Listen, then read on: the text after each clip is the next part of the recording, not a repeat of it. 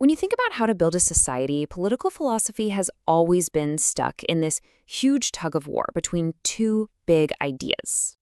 On one side, you have these idealists who are convinced we can reason our way to a perfect world. But then, on the other side, you've got the cynics.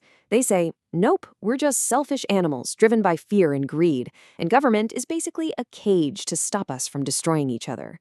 So, which one is it?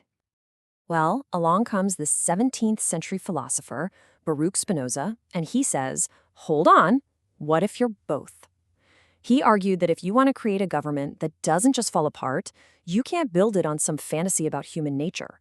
You have to start with us as we actually are, this messy, brilliant, and often contradictory mix of pure reason and raw passion. To get to this idea, Spinoza basically had to reject the two main ways people thought about politics back then. He looked at the philosophers and saw people who wrote these beautiful theories about how humans should act, creating perfect utopias that, let's be honest, could never exist in the real world. And then you had the politicians. They wrote from experience, all right. They knew how to manage people's worst instincts, but they didn't offer any kind of inspiring vision. Spinoza looked at both and said, nope, you're both failing. Spinoza's solution was, for the time, totally radical.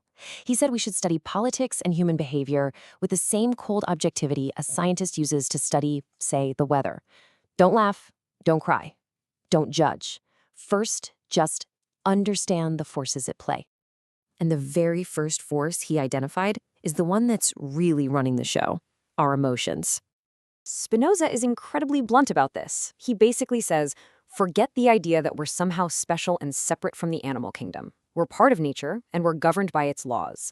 We're just hardwired to feel envy for people who have more and pity for those who have less. We're way more likely to seek revenge than to just forgive and forget. And this is a big one, we all desperately want everyone else to agree with us and live by our values. For Spinoza, these aren't moral flaws. They're just facts of our nature, like breathing. So this idea that the average person can just use pure logical reason to overcome these powerful tides of emotion, Spinoza thought that was a complete fantasy. It's a nice story, what he called a poet's golden age, but it is not a foundation you can build a stable society on. Now, this view of human nature builds to his most controversial idea, that in nature, right is simply another word for power. For Spinoza, this term natural right has nothing to do with morality or justice as we think of them. It's more like a law of physics. The right of anything in nature, a person, an animal, a storm, is simply to exist and to act according to its own power. Think of it this way. A storm has the right to destroy a town because it has the power to do so. A wise person has the right to live rationally because their intellect gives them that power. And, just as important, a person who is totally governed by their appetites has the right to act on them, because that is the power that's driving them. It isn't about good or bad, it's just cause and effect. To put it as simply as possible, if you can do it, you have the natural right to do it. That's the raw, unfiltered starting point for humanity, before any laws or governments even exist. And that, of course, leads to a massive problem.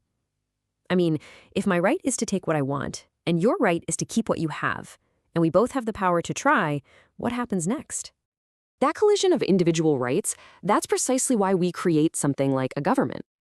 Spinoza lays this out as a really logical progression. Life in that state of nature is terrifying and insecure.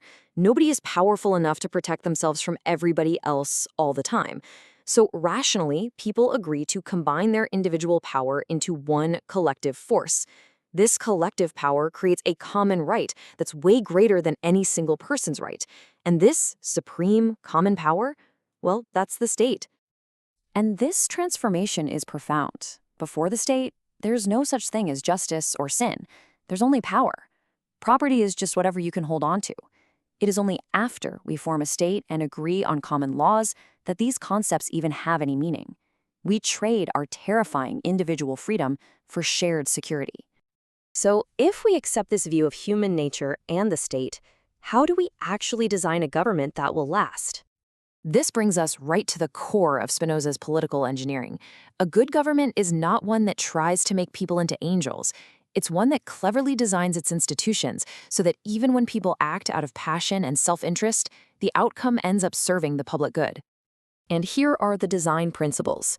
First, the state has to be the most powerful force in the room. No person or group can be allowed to challenge it. Second, the system needs to be structured so it's hard for leaders to be corrupt, creating checks and balances. Third, its primary goal, its highest virtue, is providing security for its citizens. And finally, a state's power does have a limit. It cannot command things so horrible that the majority of people would rather revolt than obey. And the ultimate goal of all this political engineering isn't just to stop people from fighting. Spinoza's vision of peace is something far more profound. It's a positive virtue, a society that's built on trust and justice, and a certain strength of character that can only come from good governance. He makes a really powerful distinction here. A society where people are obedient only because they are terrified into submission isn't a peaceful state. He calls that a solitude, an empty, barren wasteland of fear.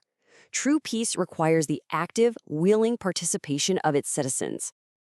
And that leaves us with a pretty modern question.